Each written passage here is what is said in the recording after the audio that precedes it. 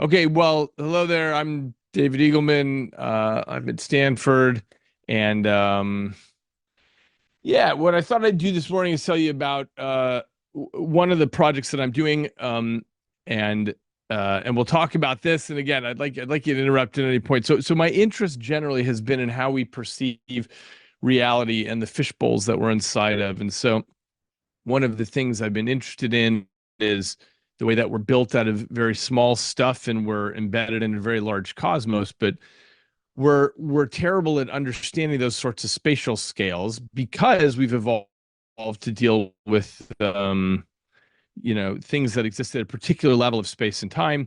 And it turns out that the part I want to talk about is how bad we are even at perceiving things at our own level of space and time. So as an example, I don't know, some of you may have heard me talk about this before, but I just think this is a terrific example that, you look at the light of the world, visible light, and it's electromagnetic radiation that's bouncing off objects and hitting our retinas. And you have specialized receptors to pick up on this, and you see this light, but that's actually less than a 10 trillionth of the electromagnetic spectrum. And we call that visible light, but all the rest of it is light as well. And it's passing through your body, whether that's radio waves or microwaves or X-rays or gamma rays. It's all passing through your body, and it's completely invisible to you simply because you don't have the receptors for it.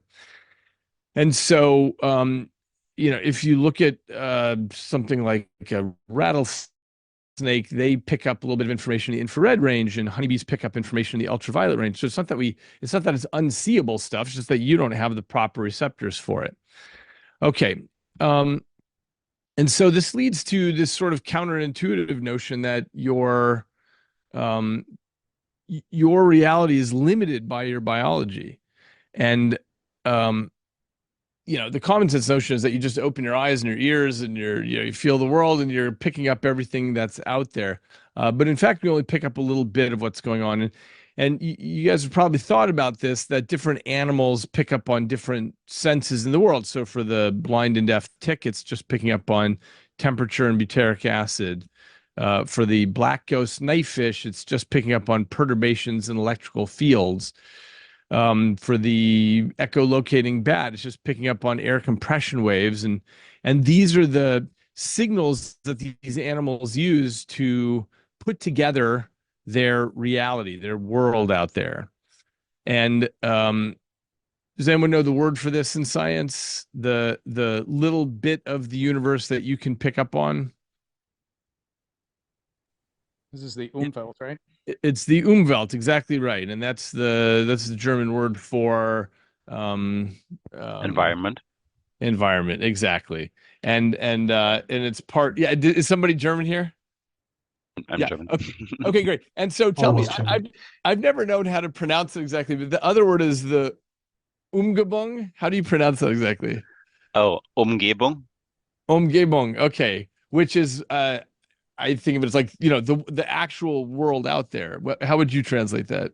Yeah, Umgebung is like your local environment, and Umwelt is like more of your global type. Like your country probably could be part of your Umwelt, right? So Yeah, Umgebung is also like surrounding, I yeah, guess.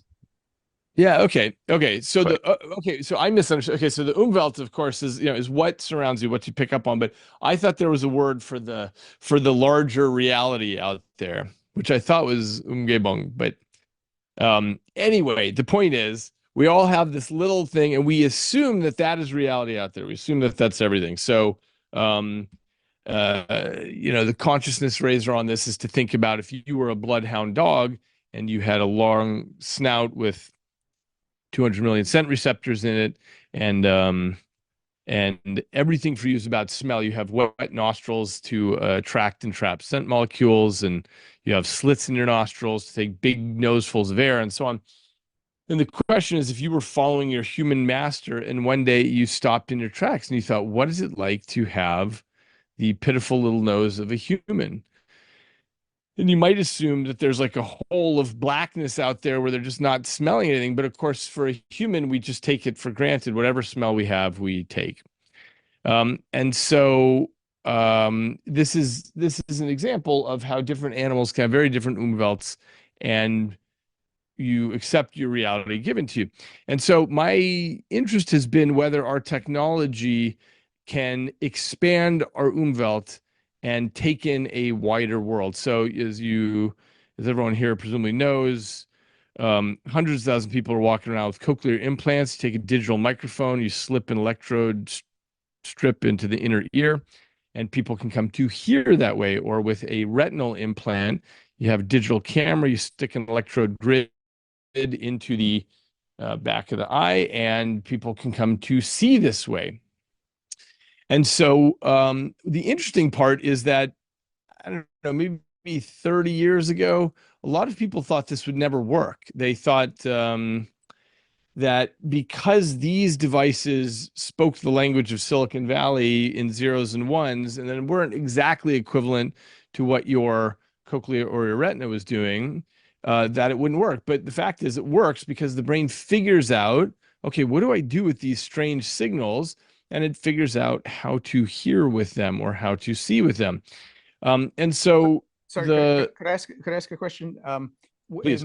In the previous slide, so when you've got, let's say, in the case of the retinal implant, how much, if any, effort is made to preserve the topography of where the electrodes are relative to the pixels versus where the relevant part of the optic nerve are? Yeah, great question. Yeah, I mean, it's easy to just keep the whole thing retinotopic. And so in this case, they make the electrode grid to be retina. It turns out, I mean, I remember getting interviewed for this like 30 years ago when I was a postdoc about this question of does the, could this ever work? Given that the retina, of course, is very sophisticated, has all these layers, has the cells doing very specialized things. Question is, if you just punch it with like, oh, here's a photon, would that work?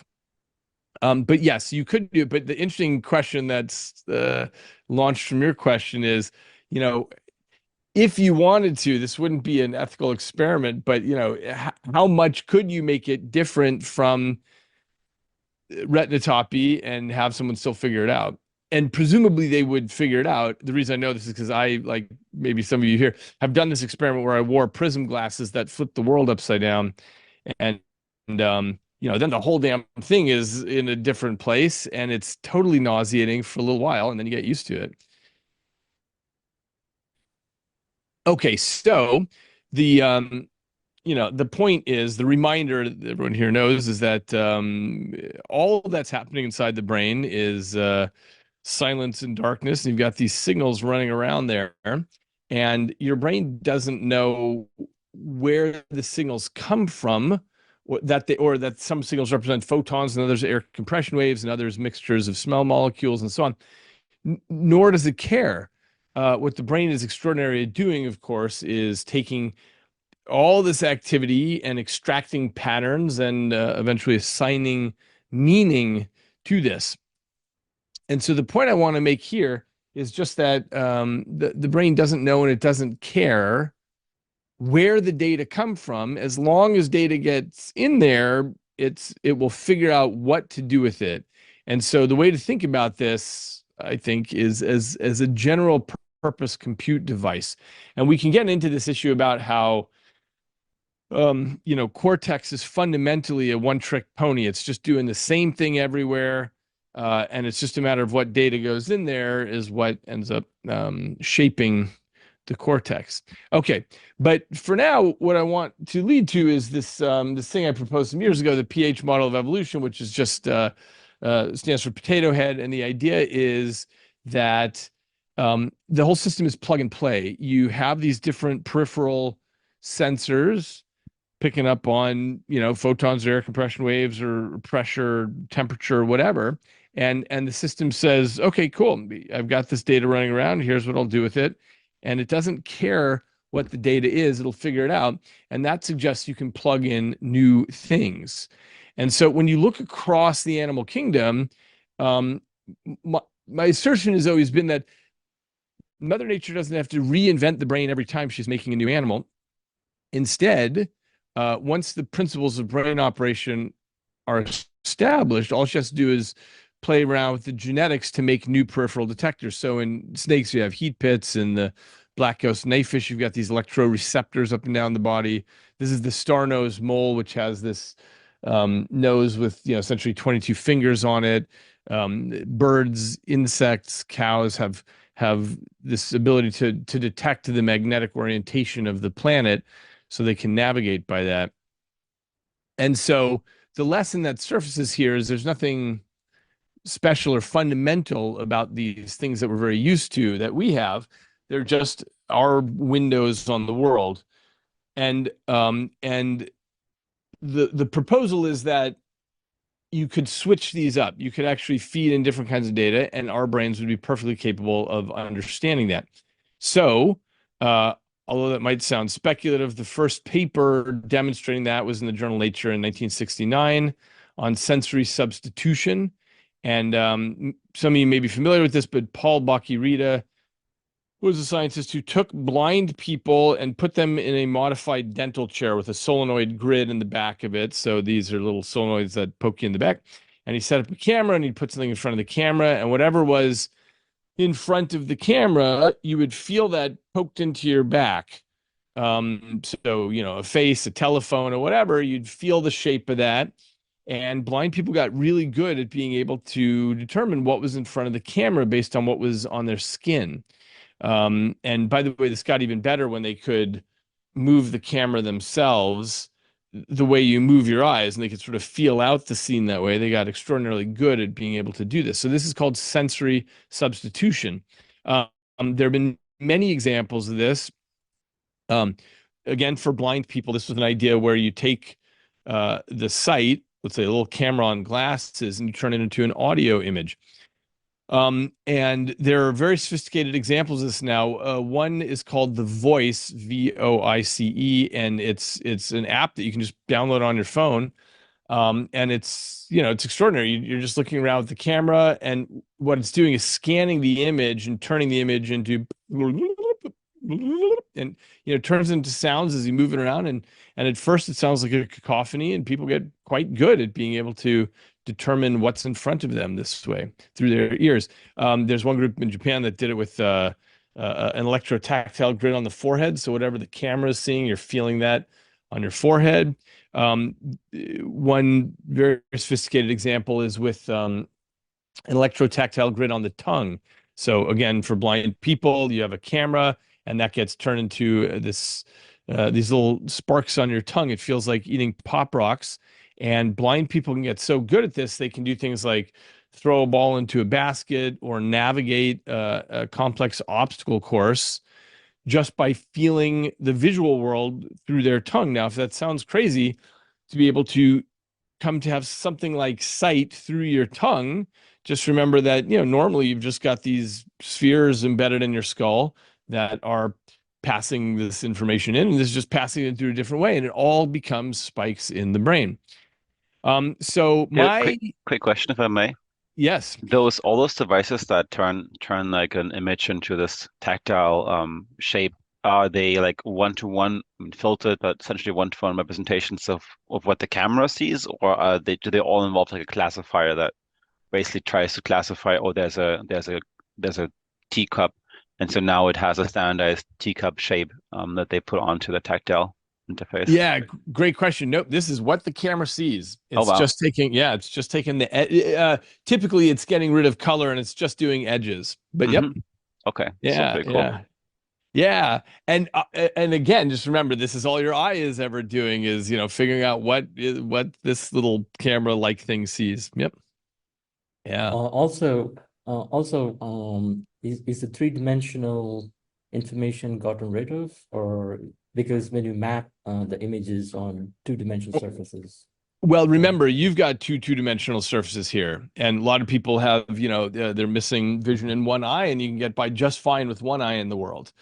Yeah. So what we do is we impute three-dimensionality onto the world as we walk around. We use things like parallax and assumptions about what thing is bigger than what other thing, and so on. Yeah, great question. Good. So what I got interested in doing is, could we do sensory substitution for people who are deaf and take a person who's deaf and push the auditory information in through a different way? So I don't know how many of you know this and don't, so I'm sorry if I'm repeating something you know, but so what I did is I made a vest with vibratory motors in it. So there's vibratory motors mostly on the back, and it's capturing sound. And as it captures sound, it turns that sound into patterns of vibration on the skin. It's doing just what the cochlea does, your inner ear, which is capturing vibrations at the eardrum and busting that up into different frequencies and shipping that off to the brain via different data cables. So this is what it looks like. Speaking, the sound is getting translated into dynamic patterns of vibration. I'm feeling the sonic world around me. Okay, so here's, if you can see, by the way, is the video transmitting over Zoom okay? I don't know about mine. It looks like I keep freezing, but are the videos in the slide going okay? Yeah, we can see it. Okay, great. Hopefully it's smooth, but what you see is the woman on the left is saying the word sound, and you can sort of see the word sound like that. And on the right, she's just saying the word touch.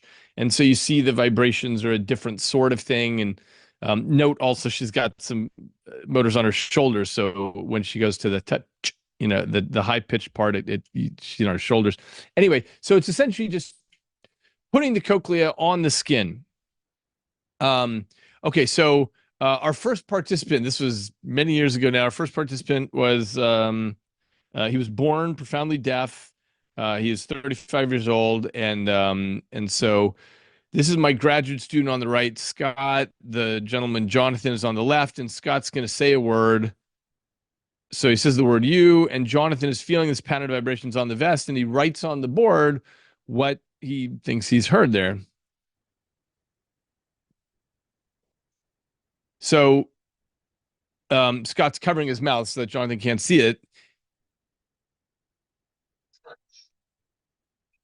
So Jonathan's feeling this very complicated pattern of vibrations, and he's able to identify what it is. Now, in this case, we had trained him up on a list of words, and so this was very early on, and so he was just, you know, he'd memorized this list of words and what they felt like. But the interesting part is then when we switched to 50 new words, his learning of that was much, much faster. And then we switched to 50 new words and much faster.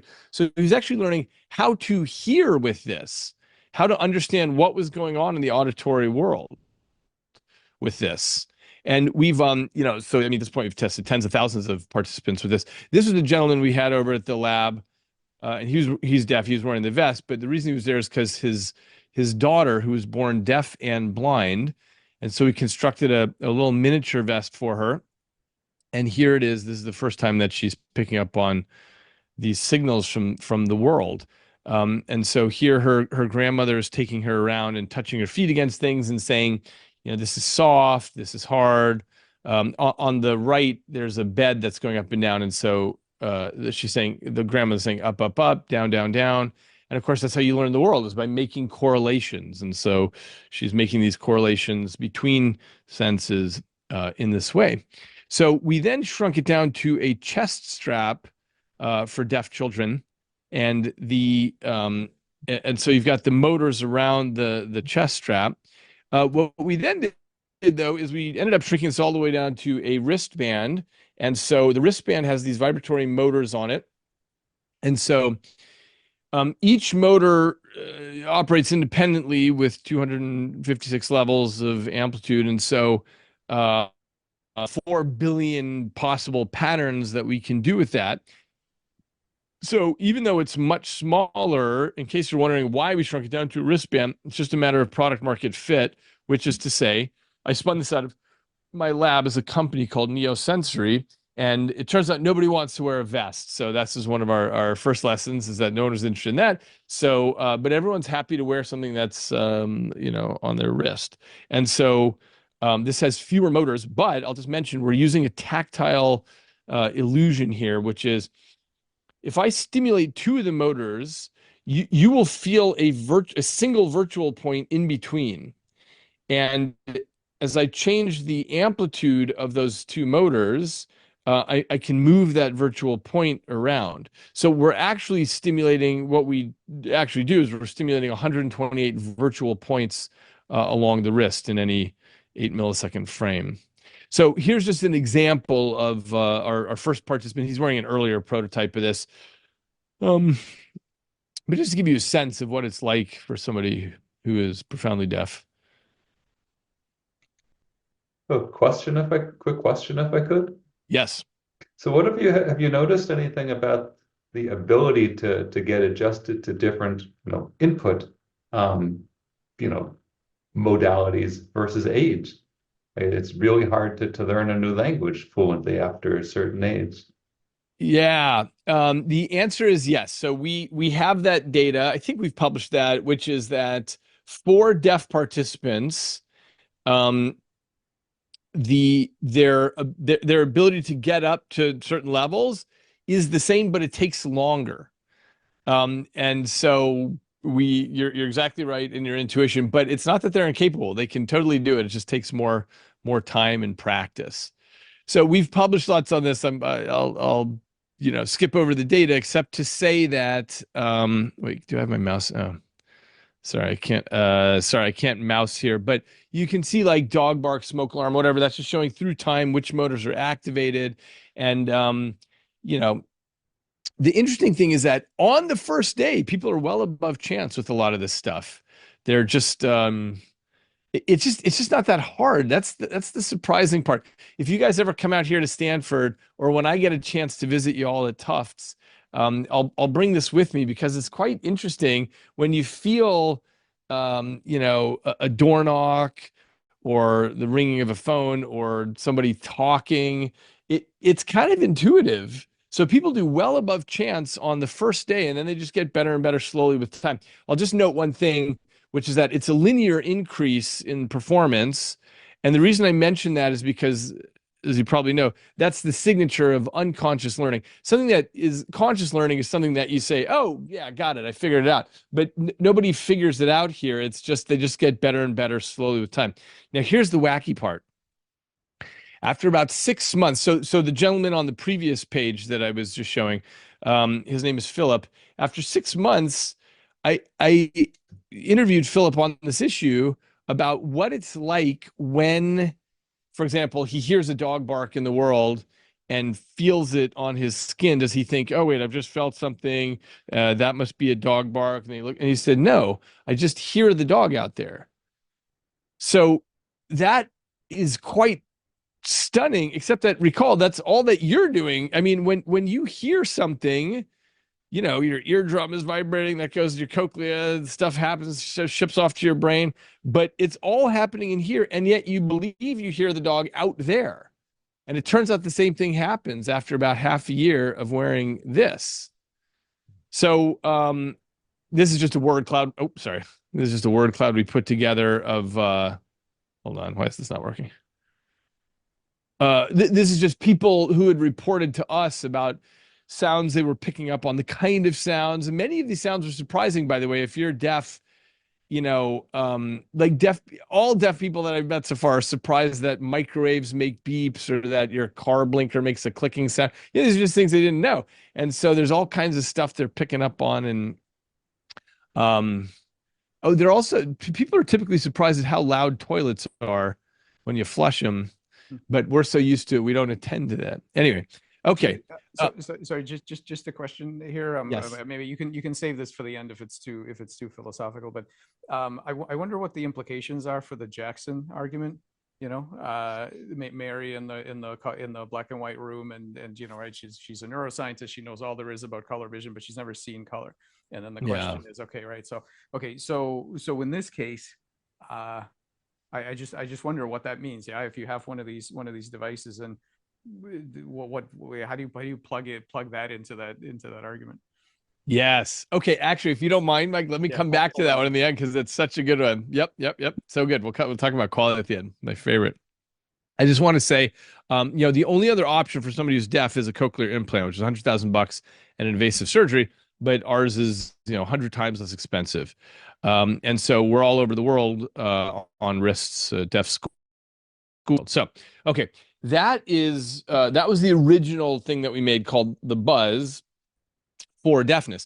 But then we also realized we could use something more sophisticated. So we made this thing called the Clarify for people with high frequency hearing loss. So, as you get older, you lose the high frequencies because those have the most energy, and the hair cells in your inner ear end up getting killed.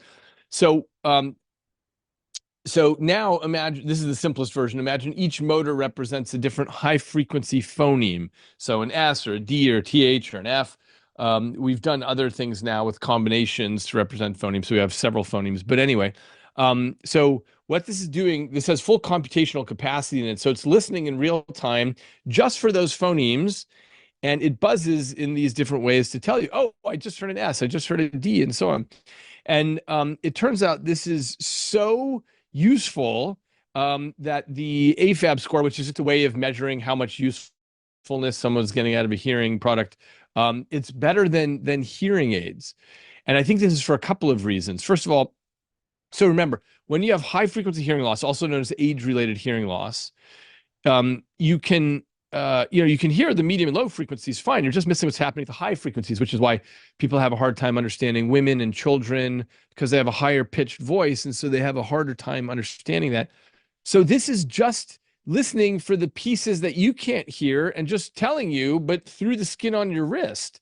And your brain learns, it takes a few weeks, but your brain learns how to fuse those signals. And obviously part of how it learns that is because you are, when you speak, it's picking up on those phonemes too. And so you're training it that way. And so it ends up being highly useful. If anyone's interested in this, we've got videos on the Neosensory website where people are talking about their experience and what it means to them and how it clarifies everything for them. But it's quite, I just find this quite... Sorry, would it make sense to wear two wristbands for stereo hearing? It's a good question. The answer is yes, but nobody does. And here's why. It's because you don't really need to. In analogy to what I mentioned before about how plenty of people just have vision in one eye, lots of people, about 10 million people in the United States have unilateral hearing loss, which means one of their ears, for whatever reason, they've lost hearing in it, and they do perfectly fine. You can't localize as well, depending on the degree of deafness, but otherwise you can do perfectly fine with one ear, and it's the same here. So the answer is, it would be great if people wore two of them, but it's twice the price and people don't get that much extra out of it. So I think everybody does not. I know one guy who wore two. I'm wondering for if we can, like, if healthy people can wearing this for perceiving ultrasound, what does it feel? Great question. So hang on to that question. That's perfect. That'll be a good transition into the next thing. Yep. So I just want to mention, anyway, this is to clarify your AFAB score, the lower the better through time, stuff like this. It works with and without hearing aids. If you already have hearing aids, it gives you an extra boost in performance, but and that's because hearing, I don't know how many of you know this, if you have, parents or grandparents with hearing aids, but what it often, the deal is that the tuning on your cochlea becomes muddier with time. So the experience a lot of people have with hearing aids is things are loud and muddy. And not only that, but people worry about the social stigma of things. People don't lose vanity as they get older, and so they don't like wearing hearing aids. So this is part of why this has been very useful. Anyway, it loud muddy thing it adds even if you have hearing aids. Okay, I want to mention one other thing that we're doing in the hearing world with this exact same wristband, but what we realized is that if we have sounds that are synchronized with the wristband, this actually reduces tinnitus, ringing in the ears. So, some fraction of the people on this call may have tinnitus where it's like beep, so ringing in the ears. And it turns out that bimodal stimulation, this idea of, hearing sounds and feeling synchronized buzz on the skin, is the single best solution in the literature for tinnitus. And this was not our discovery. This was discovered by Susan Shore I'm sorry, I just forgot. I think it's something like Michigan. And then there's a company called Lanier that spun off to do this where they have people wear headphones and they shock them on the tongue. So, you hear a beep and you're feeling bzz, bzz, bzz on your tongue. Okay, so both Shore and they had this argument that the reason this worked is because of they felt that this was because of a particular nucleus in the brain where sound first comes together with touch from the head, and that's why they were doing the tongue. But I thought, well, gosh, I should just try it with the wrist, see if it works, and it works equally as well. So the whole argument that this has to do with convergence of a particular nucleus is not actually the right argument. So this is anyway. So play tones, feel the buzz, and after 8 weeks, it's driven the tinnitus down. It's not a cure. People don't have a lack of tinnitus, but it's clinically very significant. Okay, so sorry. So how do you think it works? Oh, right. So the key is right. I actually think the argument is extremely simple, which is that you're just teaching the brain what is a real external sound. So I feel beep, zzz, beep, zzz. They're synchronized, right? And I'm feeling that. I do that just for 10 minutes a day, but the internal sound, the beep, that's fake news. That never causes a buzz on my wrist. So you're just teaching the brain what is a real sound. Real sounds always have verification. And your brain figures out, oh, okay, that one doesn't have any verification on the wrist, so I'm going to drive that down. That's what I think is happening. Just a very simple...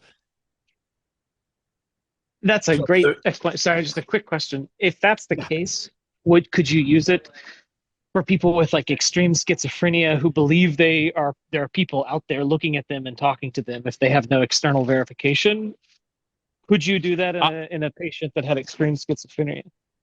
So that's such a great question. I've thought about this. The answer is with most people with schizophrenia, when they hear their internal voice and they attribute it to something else, like a god or something, it wouldn't matter to them if the wristband isn't registering that voice, because they think, well, I'm getting communicated directly to from God. And so, of course the wristband doesn't hear it. I've got a one-way channel going on here.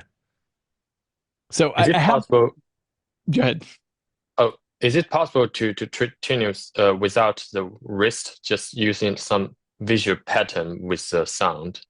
It seems works in the same way. That's a really good idea. That would probably work as well. Yeah, that's a really good idea. I think it's just got to be some other sense that verifies, oh, yeah, that's a real sound. Yeah. You should try that. See if it works just with a flash of light every time or something. Yeah. Cool. Awesome. Okay. Great.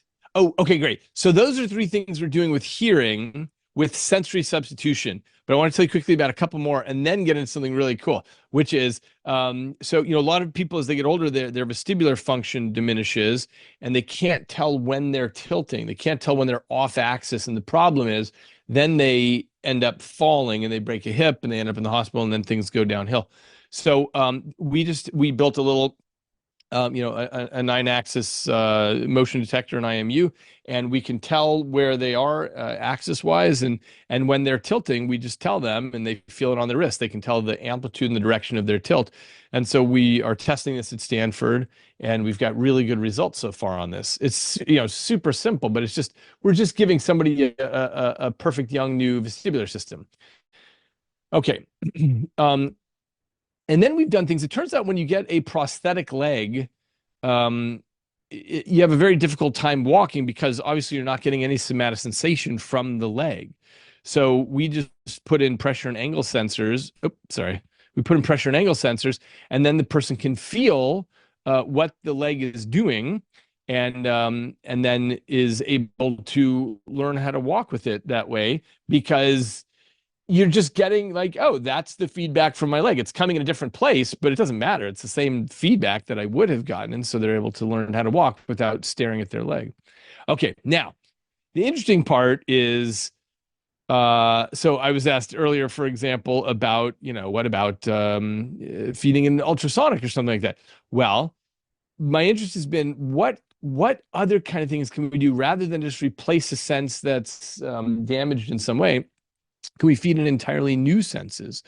So I'll give you several examples here. This is a very early experiment we did where we have a participant and he feels a stream of real-time data from the internet, and then 2 buttons appear, and he has to choose one of the buttons, and he gets feedback, a frowny face or a smiley face, and he doesn't know what's going on here, but he keeps doing it and he hits the buttons.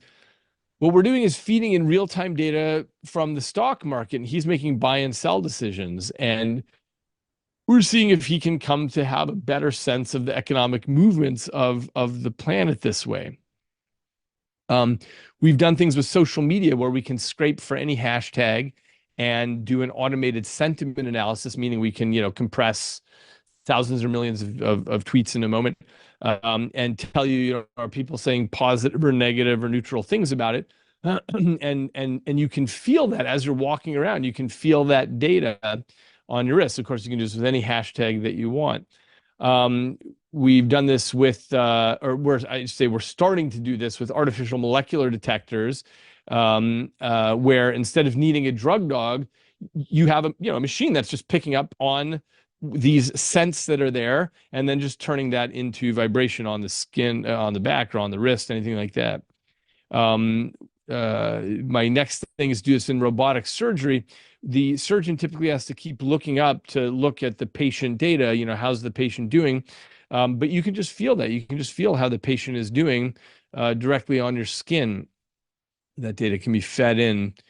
And so another example, this was an early one that we did, but was with drone pilots. So we're feeding in the pitch, yaw, roll, heading, and orientation of the drone as the pilot is flying around. So it's like he's become one with the drone. He's over there and the dark because he is feeling exactly what the drone is feeling. I have a question about the resolution. Is there a minimum size of these sensors, or have you also thought about using multiple channels, for instance, temperature?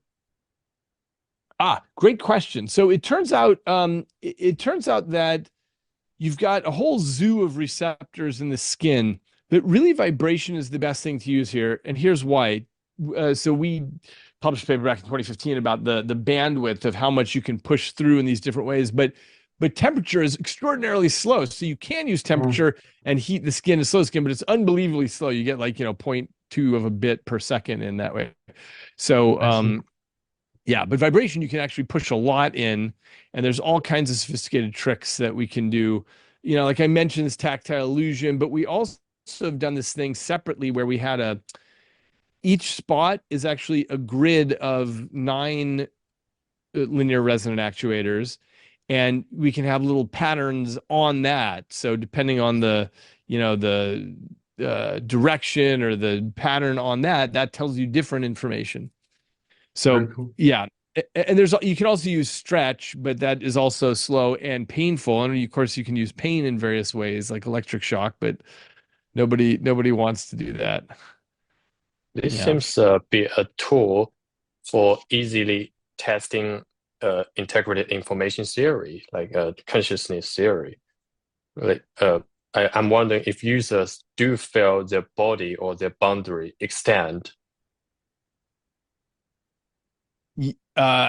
Okay, really interesting. So, okay, wait, hang on to that question for 2 minutes, and I'm going to come back to that because I'll tell you something very cool about that, which is I had read Immanuel Kant back when I was in college, and he was asking this question of whether a person who is born blind would have a sense of 3-dimensional space, like of things out there at different places. And it was a philosophical question that was unanswerable, but I've answered it now. So let me come back to that, and that'll lead into your question. Okay. So by the way, I just want to say one other thing that I've been very interested in is, so I got interested in, hey, can I build a friendly fire detector where you can feel where your colleagues are so that oh, Fred's on the other side of that wall and John's behind me over there. And, and so I know where people are. And as they're coming closer, I feel it more intensely, and farther away, less intensely, and so on. And so this is a long-term project that we're building.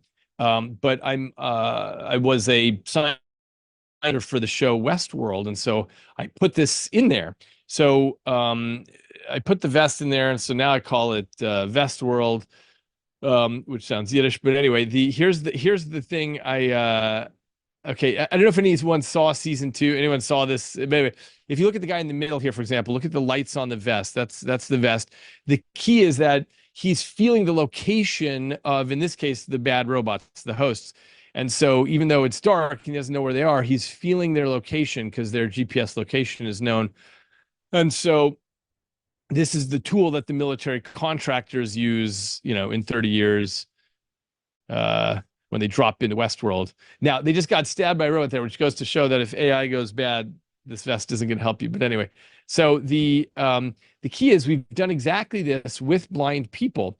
So what we have here is a blind participant, and we have LiDAR going, and so we know the location of him and everyone else. So he's feeling where everyone is around him. On top of that, we're adding navigation. So he's trying to find a conference room here that's 45 degrees. It's sort of a difficult job here, but he actually is able to do it perfectly. So the navigation is just, buzz, buzz, buzz, go straight, go to the left, go to 45 degrees, whatever. But the key thing is, the amazing part is that he's feeling the location of everyone around him. And so we did all kinds of things like, what if so for example, if let's say I'm coming towards you, you feel it and it gets more and more intense as I'm getting closer. And then I go around behind you and you feel it around your back and so on. That's actually better than what a sighted person has. Because you don't know when someone's behind you. So we did all kinds of Jedi trick things of like, him turning and figuring out where someone's behind him and all kinds of things. Anyway, it's extraordinary because there's a sense in which this is better in terms of knowing where things are. Anyway, the point I wanted to make in answer to the earlier question was that when it comes to, for example, people who are deaf, there's a learning curve. Everything has this learning curve to it. But when it came to blind people understanding three-dimensional space, there was zero learning curve. They immediately got it. Immediately. So obviously, they can hear voices and we're all, talking to them and so on. But they immediately got it. Oh, yeah, I'm hearing a voice from over there and I'm feeling the buzz here. I got it.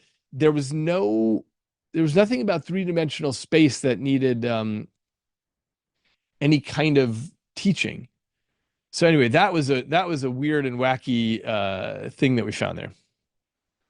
Okay, I just want to mention we opened this up to 70 different projects. So here's just a different way that this guy did something for blind people. He has sonar on the wrist, so it's just bouncing sound off. So when you're looking at open space, it feels one way, but when you put it in front of something like you feel that there's something in front of you.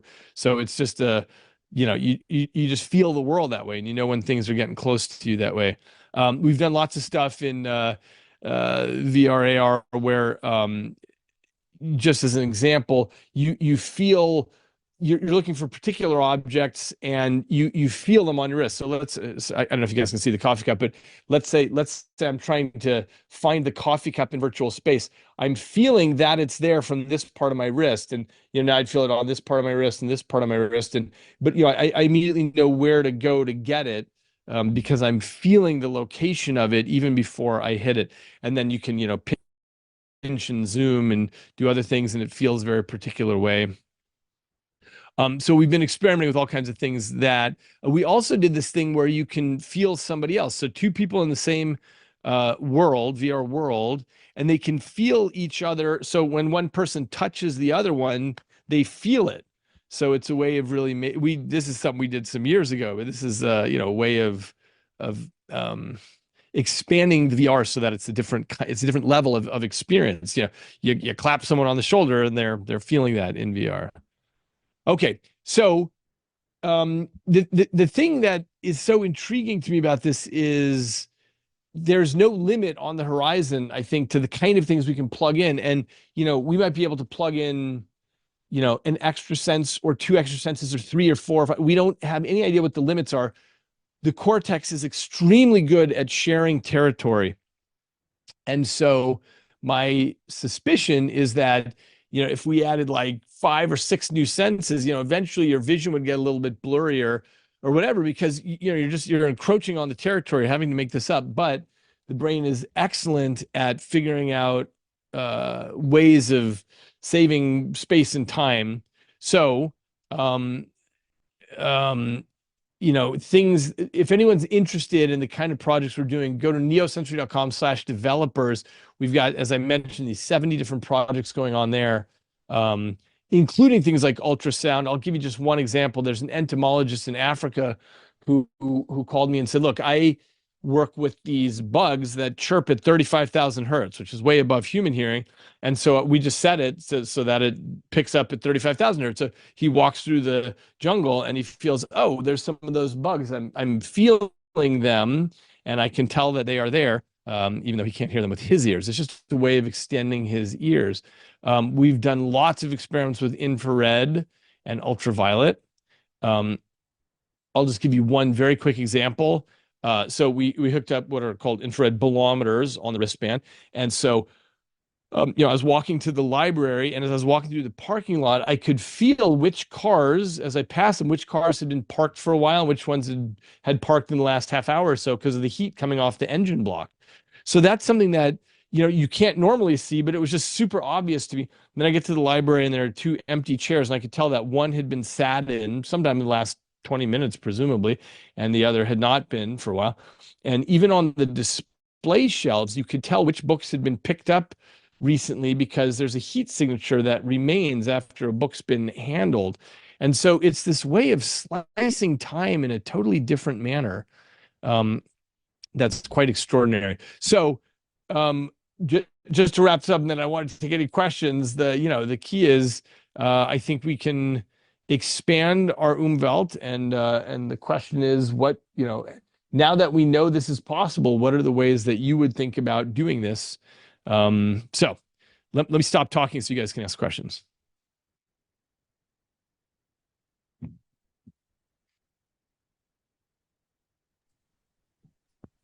I'd be curious, so you showed some really amazing examples of people that were lacking some senses, and you gave it back to them through the substitution method.